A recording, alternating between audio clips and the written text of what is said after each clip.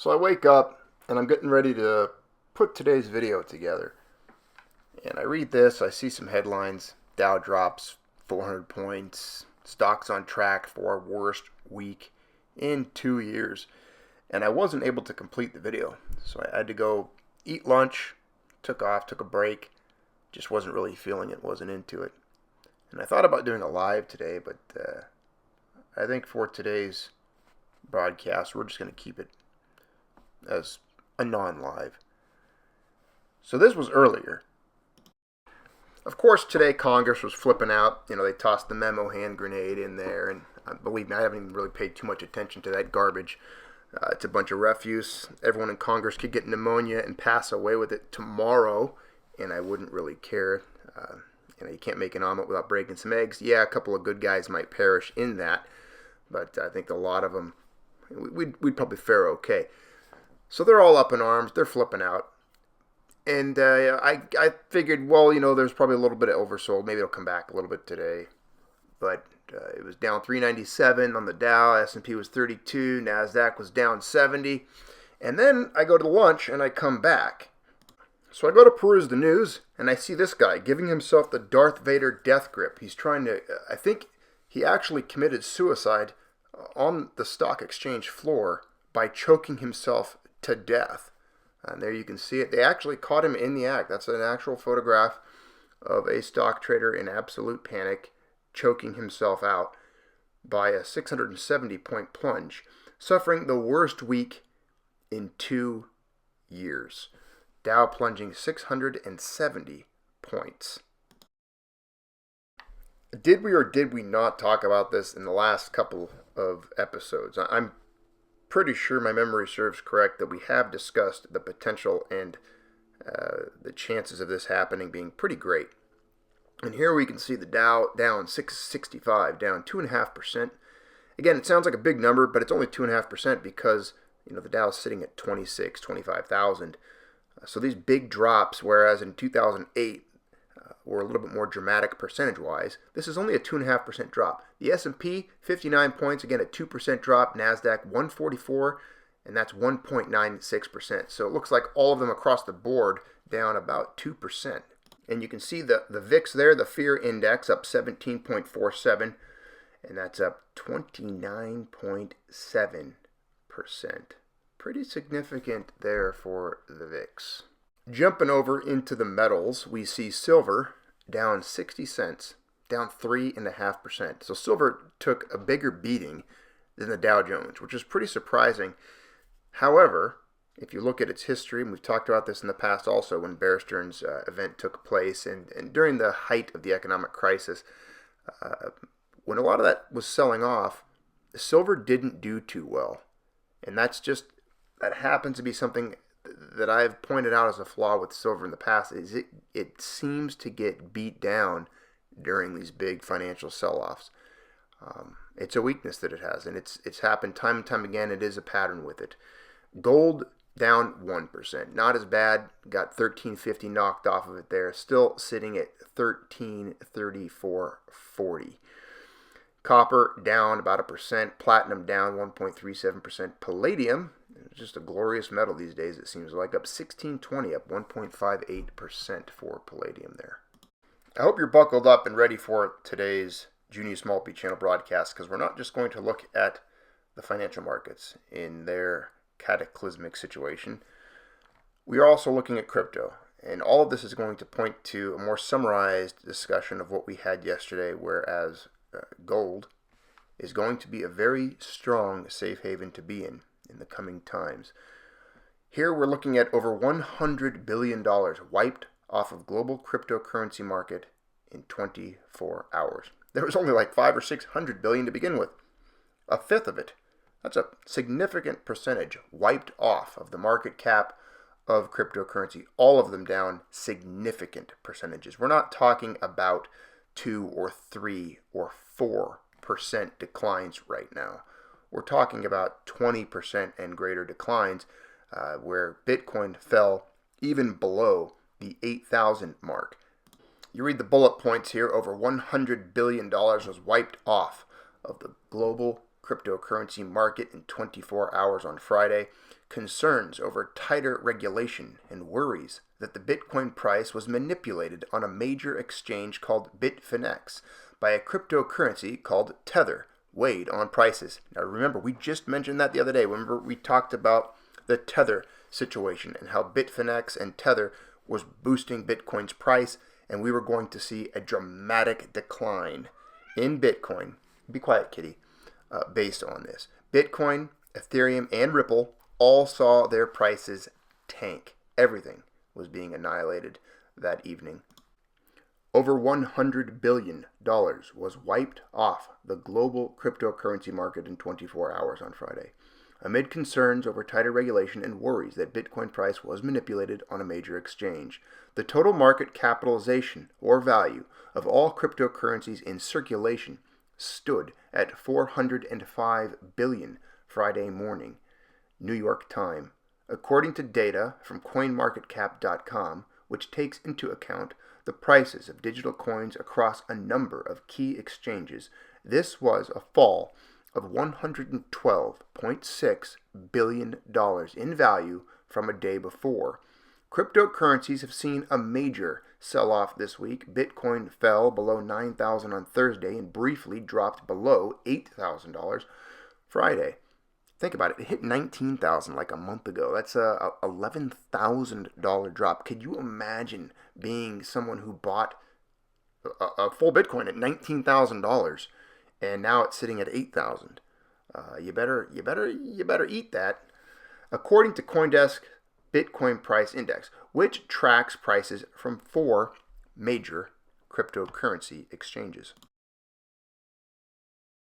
Next headline, CME Group metals volume soars to monthly record in January. Why? Because they knew this was coming, because these guys play for keeps. These are the big boys. These are the ones that are in the suits that know more than you and I, and they don't lose. Exchange operator CME Group reports that metals trading volume averaged a record 763,000 contracts per day in January, up 45% from 525,000 in the same month a year ago.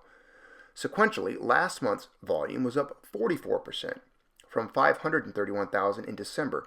January gold futures and options average daily volume was 45% higher year on year to 491,000 contracts, while that for silver rose 48% to 112,000 contracts. Copper futures and options average volume increased 56% to 133,000 contracts. The rolling 3-month average for the period ending in January was average metals trading volume at 684,000 contracts. This was up from 616,000 for the comparable period ending in December, 657,000 for the period ending in November, and 615,000 for the period ending in October. Okay, got through that boring little snippet there just to point out there was a lot of activity before this present part of the timeline we're sitting in when it comes to metal contracts and futures. So much. I mean, look at that, 48%, 45% increase. That's points to me that perhaps these guys saw some writing on the wall. All right, now to the meat and potatoes of the article, the vitamins, the nutrients of it all. Gold will surge as the world hits a rock and a hard place, by Egon von Gertz. He writes, last week I discussed the inevitable trends that the world would encounter in 2018. A final hooray for stocks, a falling dollar, rising interest rates, and higher gold and silver prices, as well as higher commodity prices. Well, 1 week later, it is all happening. But this is just the beginning. We are now entering a period when governments and central banks will totally lose control of markets as their manipulation fails. I have long maintained that the laws of nature will prevail, and that the manipulation we have seen in markets in the last couple of decades would fail. Now, to remind you, I'm not going to read the entire article. I've selected brief snippets, portions of the article that I find most interesting and key points that I want to incorporate into our discussion here. Global debt and asset bubbles will implode. That pretty much summarizes it. We've talked about that. You guys know that's coming. You know what's happening. One thing is certain. Global debt at 240 trillion plus unfunded liabilities of 250 trillion and derivatives of 1.5 quadrillion, which is risk totaling $2 quadrillion, can never be repaid. However it happens and however long it takes, the debt must be eliminated. And once it is, all the assets linked to this debt will also implode. But before the implosion, we are likely to have hyperinflation as desperate governments hopelessly attempt to inflate the debt away. The world can never start a new growth phase without first having got rid of the debt. That will inevitably lead to poverty, famine, social unrest, war, and misery. But unfortunately, that is the consequence of the disastrous mismanagement of the world economy in the last 100 years. You guys, Venezuela is a microcosm of all of this. An allegory, an analogy, it's a window into what is to come.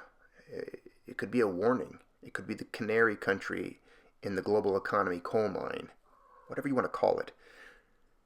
What's happening there, the consequences of hyperinflation and failure of a nation's economy, is around the corner for every nation at risk here, which is all of them. So please take it at least somewhat seriously, this discussion. Here are critical steps to take.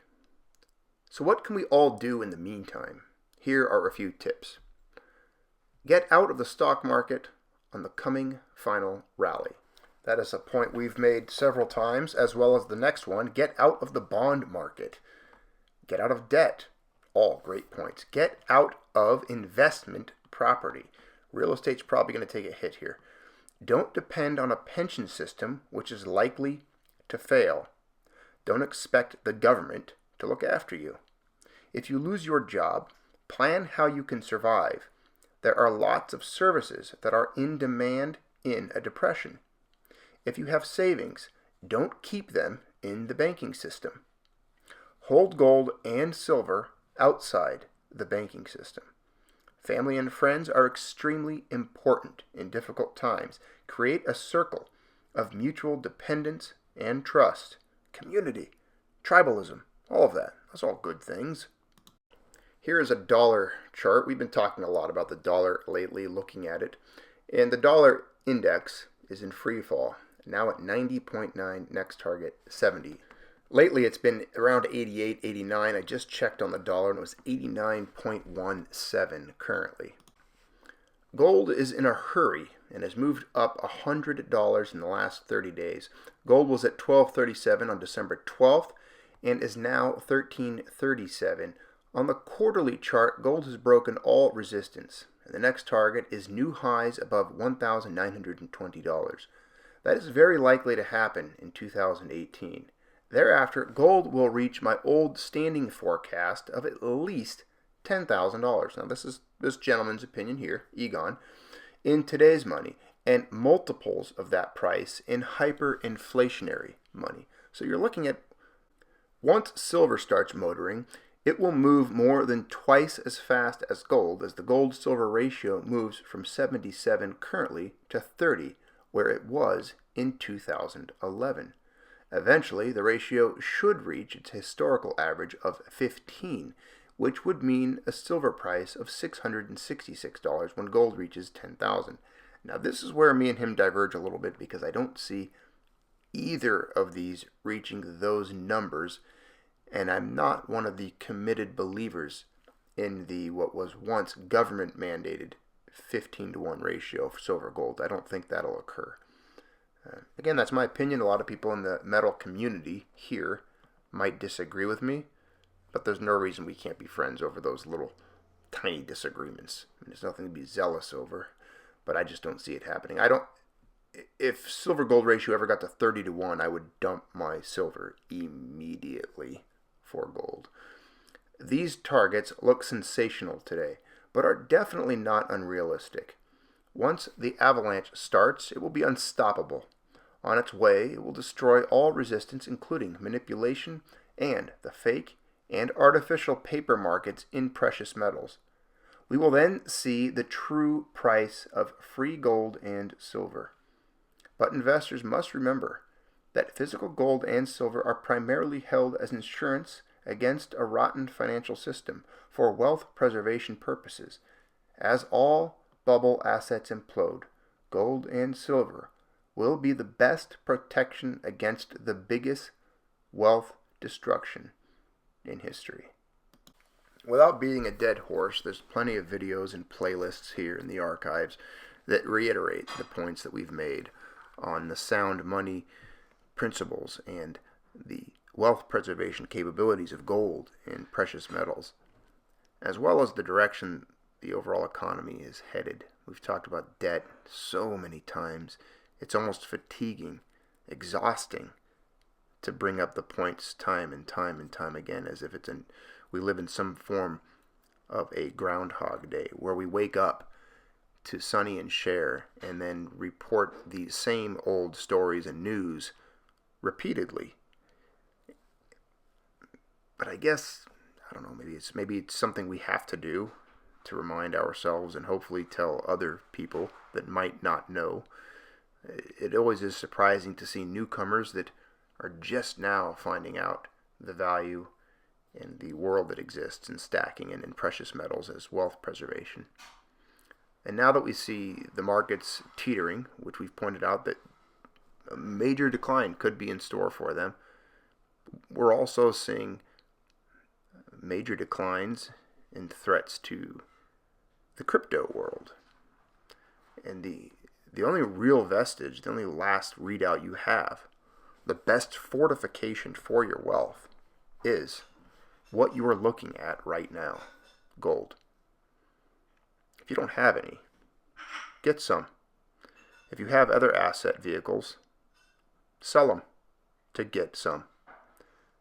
Whatever you do, find a position in gold while you still can. Thanks for participating. Thanks for being part of the Junius Maltby channel. As always, have a good rest of your evening.